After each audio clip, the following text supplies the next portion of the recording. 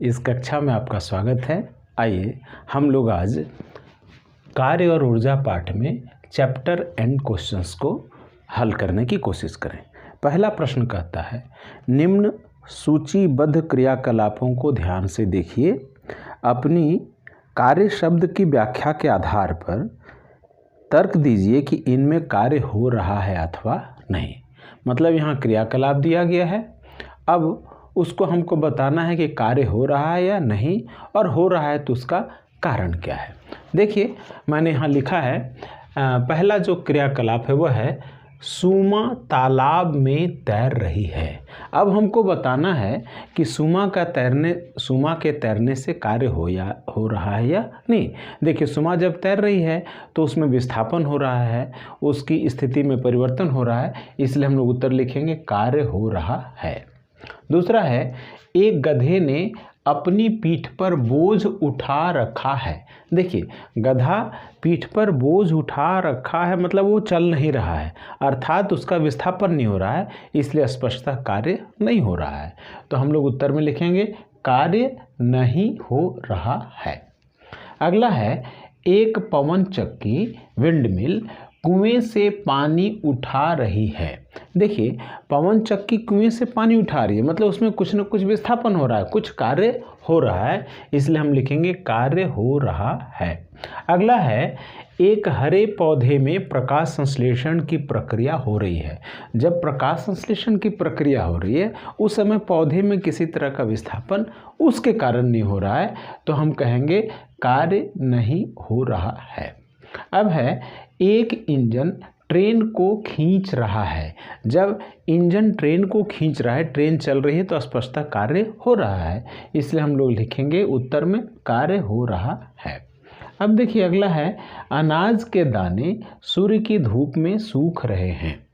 जब अनाज के दाने सूर्य के धूप में सूख रहे हैं तो अनाज के दानों की स्थिति में कोई परिवर्तन, मतलब विस्थापन नहीं हो रहा है, इसलिए हम कहेंगे कि कार्य नहीं हो रहा है। अंतिम है, एक पाल नाव पवन ऊर्जा के कारण गतिशील है। देखिए जो नाव है वो गतिशील है, अर्थात उसकी स्थिति में परिवर्तन हो रहा है, इसलिए हम लिखेंगे कार्य हो रहा है।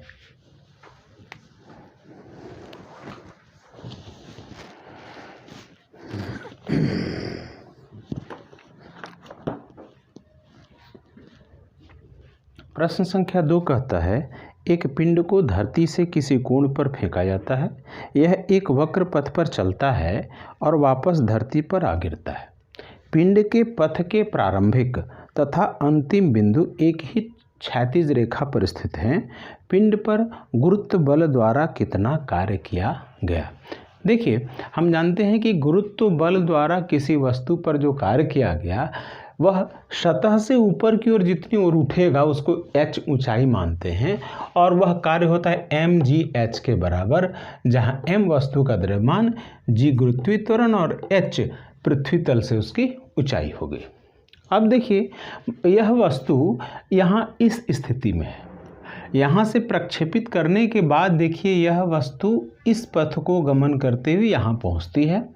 अब देखिए यह स्थिति और यह स्थिति दोनों एक ही क्षैतिज रेखा पर स्थित है, अर्थात यदि इन दोनों के बीच हम लोग दूरी देखेंगे, ऊंचाई देखेंगे, तो h1 स्थिति और h2 स्थिति इस क्षैतिज रेखा पे एक ही समान है, मतलब क्षैतिज रेखा से यह भी 0 डिस्टेंस पे है और यह भी 0 डिस्टेंस पे, अर्थात h1 और h2 के बीच भी डिस्टेंस 0 होगा। ऊंचाई डिस्टेंस ये नहीं, ऊंचाई 0 होगा। इसलिए यदि हम लोग इस सतह से वस्तु का प्रक्षेपित जो हमारी दूरी ऊपर की देखें, अंतिम, प्रारंभिक और अंतिम के बीच में, तो वह 0 होगा, इसलिए हम लोग h लिखे h2 - h1 = 0। तब देखिए जो कार्य किया जाएगा वह होगा mgh, तो ये तो mg हो गया, और h हो गया h2 - h1, ऊपर का डिस्टेंस, तो h2 - h1 हमारा 0 है, अर्थात किया गया कार्य क्या हो जाएगा 0। तो हम लोग लिखेंगे अतः पिंड पर गुरुत्व बल द्वारा किया गया कुल कार्य 0 है। प्रश्न संख्या 3 देखें, यह कहता है, एक बैटरी बल्ब जलाती है। इस प्रक्रम में होने वाले ऊर्जा परिवर्तनों का वर्णन कीजिए। देखिए हम लोगों ने यहाँ लिखा भी है कि बैटरी की रासायनिक ऊर्जा, बैटरी में जो पदार्थ है वो रासायनिक ऊर्जा उसके अंदर निहित है, वह विद्युत ऊर्जा में बदलती है। फिर जो यह विद्युत ऊर्जा है वो बल्ब के जलने से प्रकाश ऊर्जा में और ऊष्मा ऊर्जा में बदलती है। प्रश्न संख्या 4 कहता है 20 किलोग्राम द्रव्यमान पर लगने वाला कोई बल इसके वेग को 5 मीटर प्रति सेकंड से 2 मीटर प्रति सेकंड में परिवर्तित कर देता है। बल द्वारा किए गए कार्य का परिकलन कीजिए। देखा जाए, हम लोगों ने लिखा यहाँ द्रव्यमान m कितना है 20 kg, और देखिए प्रारंभिक वेग उसको v1 मान लेते हैं 5 मीटर पर सेकंड, और अंतिम वेग v2 मान लिया उसको 2 मीटर प्रति सेकंड। अब देखिए किसी वस्तु पर बल द्वारा किया गया कार्य वस्तु में हुए ऊर्जा के कुल परिवर्तन के बराबर होता है, इसलिए हम लोगों ने लिखा किया गया कार्य W बराबर ऊर्जा में परिवर्तन। ये उसकी जो अंतिम काइनेटिक एनर्जी होगी हाफ mv2 और जो प्रारंभिक ऊर्जा थी हाफ mv1 तो देखिए हाफ m कॉमन ले लिए तो v2 माइनस v1, इसका हम वैल्यू बैठा दिए 1/2, यहाँ 20, 2 5 और ये ऊर्जा जूल में होती है तो जूल लिखें। इस तरह से यहाँ 10, 4 माइनस ये 2 दूनी 4, 5 बचे 25 हो गया। यहाँ हो गया ये चूँकि 25 में ये घटाएंगे तो -21 होगा, माइनस यहाँ रखे तो 10 गुने 21 जूल, तो हो गया -210 जूल। अर्थात उसने जो कार्य किया है बल वो 210 जूल के बराबर है। तो अतः बल द्वारा किया गया कार्य हमारा 210 जूल है। अब देखिए क्वेश्चन नंबर 5 कहता है 10 kg द्रव्यमान का एक पिंड मेज पर बिंदु A पर रखा है, इसे B बिंदु तक लाया जाता है।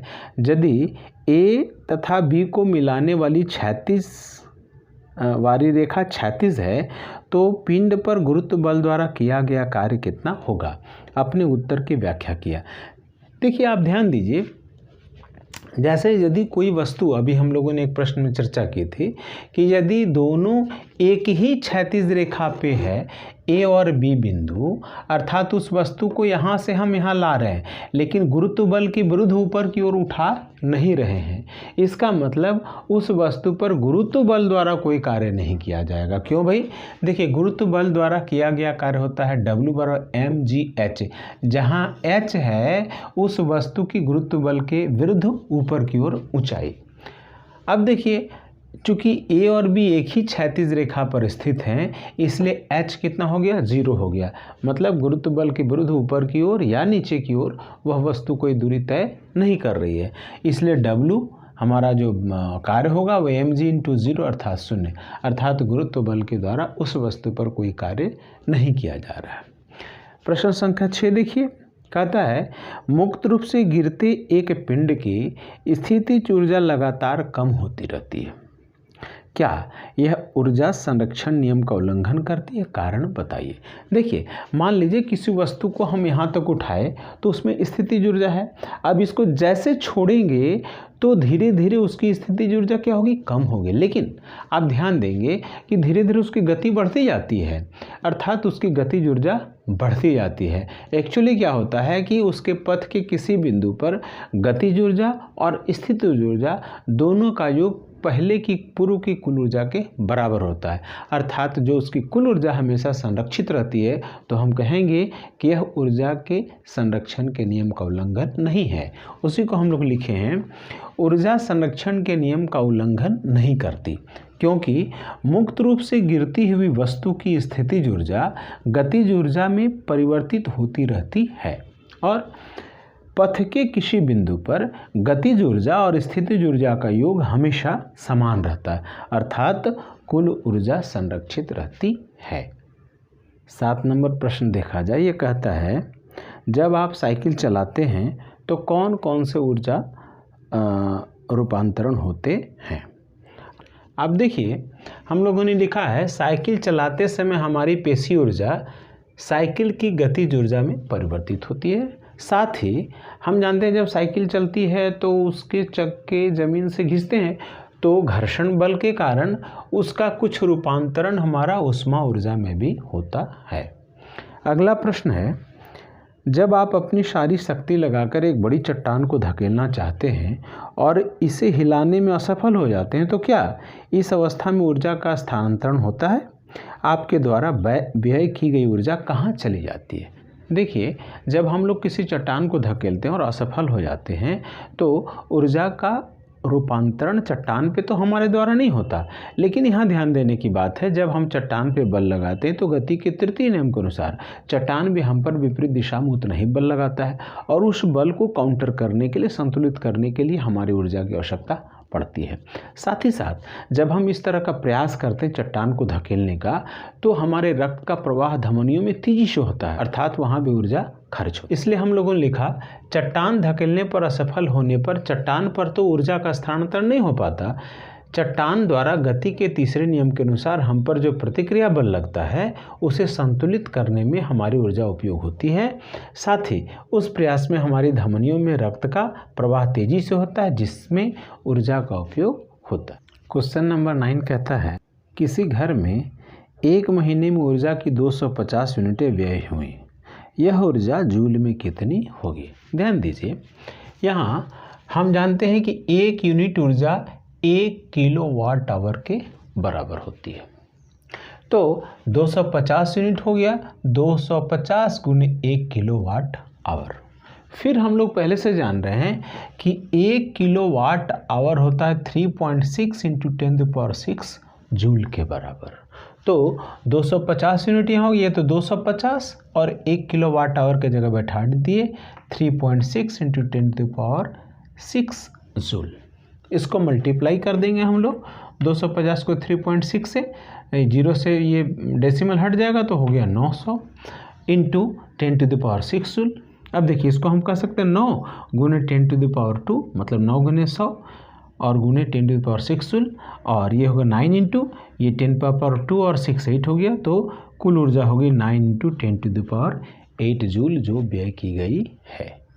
क्वेश्चन नंबर 10 है 40 केजी द्रव्यमान का एक पिंड धरती से 5 मीटर की ऊंचाई तक उठाया जाता है, इसकी स्थितिज ऊर्जा कितनी है? फिर कहता है यदि पिंड को मुक्त रूप से गिरने दिया जाए तो जब पिंड ठीक आधे रास्ते पर है उस समय इसकी गतिज ऊर्जा का परिकलन कीजिए। इसमें जी दिया है 10 मीटर/सेकंड²। देखिए, मान लीजिए वह पिंड यहाँ है और इसको यहाँ से यहाँ लाया गया, ये दूरी है हमारी 5 मीटर, तो कहता है यहाँ पर इसकी स्थितिज ऊर्जा कितनी होगी। पहले इसी को हम लोग समझ लें। देखिए यहाँ दिया है द्रव्यमान m 40 kg और इस दूरी को हम लोग h1 मान लेते हैं, ये कितना है 5 मीटर। अब देखिए फिर कहता है यहाँ से इसको जब नीचे गिराया जाए ठीक आधी दूरी, तो आधी दूरी कितनी हो जाएगी भाई 5/2 मीटर अर्थात 2.5 मीटर, ये दूरी होगी 2.5 मीटर। तो यहाँ पे जब ये यहाँ से गिरेगी, देखिए जब वस्तु को यहाँ से हम यहाँ ले गए स्थिर किए तो इसका वेग यहाँ 0 हो गया है और इसकी कुल स्थितिज ऊर्जा mgh के बराबर हो गई। अब यहाँ से जब रिलीज़ करेंगे तो धीरे धीरे उसकी स्थितिज ऊर्जा गतिज ऊर्जा में बदलेगी, तो यहाँ पर इस ठीक आधे रास्ते में उसकी गतिज ऊर्जा कितनी होगी इसको भी हमको फाइंड करना है। तो देखिए यहाँ पे ऊंचाई h2, इसको हम लोग h2 ऊंचाई ले लिए, ये हो गया 2.5 मीटर और गुरुत्वीय त्वरण g का मान है 10 मीटर/सेकंड²। तो अब देखिए सबसे पहले हम लोग यहाँ पर स्थितिज ऊर्जा का परिकलन करें, तो स्थितिज ऊर्जा हो गई mg और ये जो ऊंचाई है h1, तो हो गया 40 × 10 × 5 जूल, तो हो गया 2000 जूल, अर्थात यहाँ पे स्थितिज ऊर्जा 2000 जूल के बराबर है। अब देखिए आधे रास्ते अर्थात 2.5 मीटर के लिए क्या होगा। देखिए जब वस्तु शुरू में यहाँ पे है तो उसका जो वेग है वो 0 है, तो u0 लिखे, और जो ऊंचाई है वो h2 के बराबर है, वो 2.5 मीटर, और v अर्थात उसका वेग कितना है वो हम लोग पहले निकाल लेते हैं। तो देखिए यहाँ हम लोग उपयोग करते हैं v² बराबर u² + 2as, इस फार्मूला का यूज़ करें तो v² u हो गया 0 और 2 10 दिया हुआ है a, मतलब g a के बराबर है और 2.5, तो हो गया हमारा 50। अब गतिज ऊर्जा निकाल दिए, इसका फॉर्मूला हम लोग जानते हैं, हाफ mv², तो हाफ हो गया और m हो गया 40, और देखिए v² हम लोग 50 निकालें, 50, ये पूरा ऊर्जा है तो जूल में आ जाएगा। तो इस तरह से 1000 जूल। तो हम लोग लिख दिया, अतः आधे रास्ते पर गतिज ऊर्जा 1000 जूल होगी।